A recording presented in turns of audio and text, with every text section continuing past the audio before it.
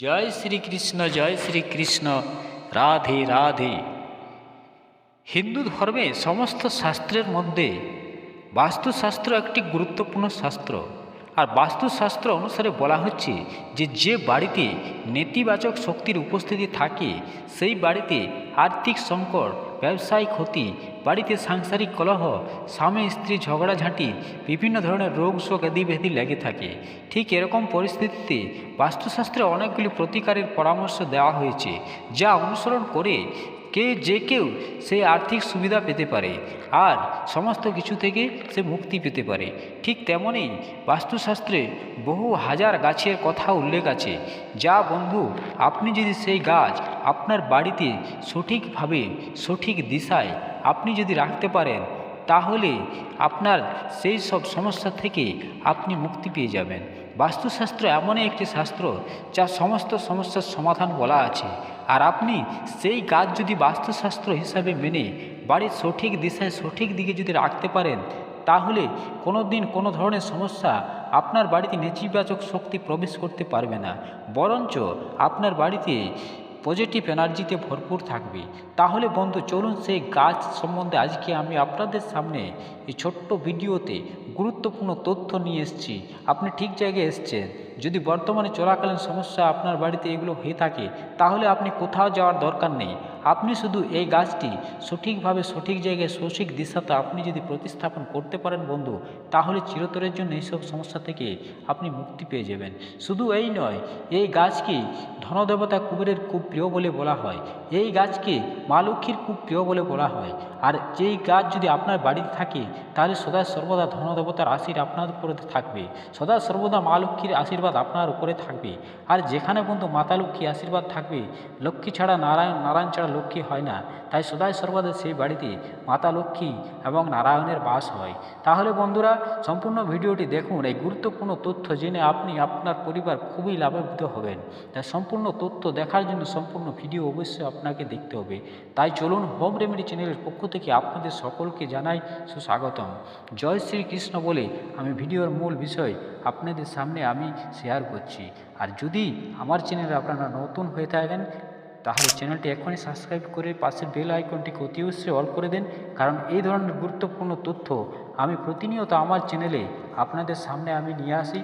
আর গুরুত্বপূর্ণ তথ্য ছাড়া আমার কাছে অন্য কোনো তথ্য পাবেন না। বাস্তবে যেগুলো সত্য সেই তথ্যই আমার এই চ্যানেলে পাবেন। বাস্তুশাস্ত্র হিসাবে আমি যে গাছের কথা বলছি সেটা হচ্ছে বন্ধু ক্রেসুলা গাছ। বাস্তুশাস্ত্রে এই গাছকে ধনসম্পদের গাছ হিসেবে বিবেচনা করা হয়।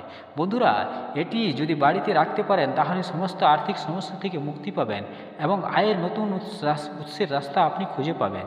বন্ধুরা আপনারা মানি প্ল্যান্টের কথা অবশ্যই শুনে থাকবেন। মানি প্ল্যান্ট গাছে মানি প্ল্যান্টের থেকে বেশি শুভ বলে মনে করা হয়েছে বাস্তুশাস্ত্রে এই গাছকে।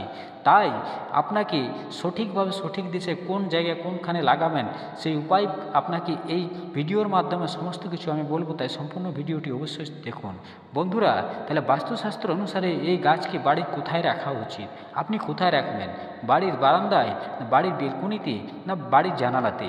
বন্ধুরা বাস্তুশাস্ত্র অনুসারে বলা হচ্ছে যে বাড়ির প্রবেশদ্বারের ডান দিকে এই ক্রেসুলা গাছ রাখা শুভ বলে মনে করা হয়। বন্ধুরা এই গাছটিকে এই দিকে রাখলে ইতিবাচক শক্তির প্রবেশ ঘটবে আপনার সেই বাড়ির মধ্যে এবং সেই ব্যক্তি আর্থিক সুবিধা থেকে বিভিন্ন ধরনের আর্থিক সুবিধা পাবেন। এছাড়া বন্ধু আপনার অফিসে যদি চাপমুক্ত রাখতে চান এবং পদোন্নতির জন্য কর্মক্ষেত্রে, তাহলে আপনি দক্ষিণ বা পশ্চিম দিকে একটি ক্রেসুলা প্ল্যান্ট রাখুন। এর মাধ্যমে আপনি সকল সফলতা অর্জন করবেন। ক্রেসুলা প্ল্যান্ট দোকানের ক্যাশ বাক্সের কাউন্টারে, আপনি যদি ব্যবসার স্থান হয়ে থাকেন তাহলে আপনার ক্যাশ বাক্সের কাউন্টারের পাশে বা উপরে রাখা যেতে পারে। এতে আপনার দ্বিগুণ অর্থলাভ হবে। হ্যাঁ বন্ধুরা, যদি পরিবারের কোনো সদস্য বা আপনি নিজেও যদি কোনো রোগে ভুগছেন, তাহলে এই গাছটি বাড়ির পূর্ব দিকে রাখলে খুব শুভ বলে বাস্তুশাস্ত্র বলছে। শিশুদের ভবিষ্যৎ ও তাদের পড়ার ফলে এই গাছ যদি পশ্চিম দিকে রাখেন বন্ধু, তাহলে সেই বাড়িতে ইতিবাচক শক্তি প্রবেশ ঘটে এবং শিশুদের মেধা ও পড়াশোনায় ভালো মনোযোগ হয়। তবে বন্ধু, বাস্তুশাস্ত্র অনুসারে আপনার সবার ঘরে এই গাছ রাখবেন না, না হলে বন্ধু হিতে বিপরীত হতে দেবে। এতে করে ঘরের অশান্তি সৃষ্টি, কলহ বেড়ে যাবে। বাস্তুশাস্ত্র অনুসারে বাড়ির দক্ষিণ দিকে এই গাছ রাখা অশুভ বলে মনে করা হয়েছে। এতে আপনার আর্থিক সমস্যা বাড়বে। তবে হ্যাঁ, এখানে আবার বলা হয়েছে যে বাস্তুশাস্ত্রে আপনার ঘর যদি দক্ষিণমুখী হয় তাহলে প্রবেশপথের ডান দিকে এই গাছ রাখতে পারেন। তো বন্ধুরা, এই গাছ দেখতে খুবই সুন্দর। এই গাছের পাতা খুব নরম এবং মোলায়েম ও পাতা মোটা হয়ে থাকে। তো বন্ধুরা, এই গাছ ছায়াতে বেশি বৃদ্ধি পায়, তাই গাছটি অবশ্যই আপনি ছায়াযুক্ত জায়গাতে রাখবেন। এই গাছটি বেশি যত্নের দরকার নেই, খুব কম যত্নের মধ্যে আপনি টবের মধ্যে লাগিয়ে আপনি এইসব জায়গার মধ্যে রাখুন।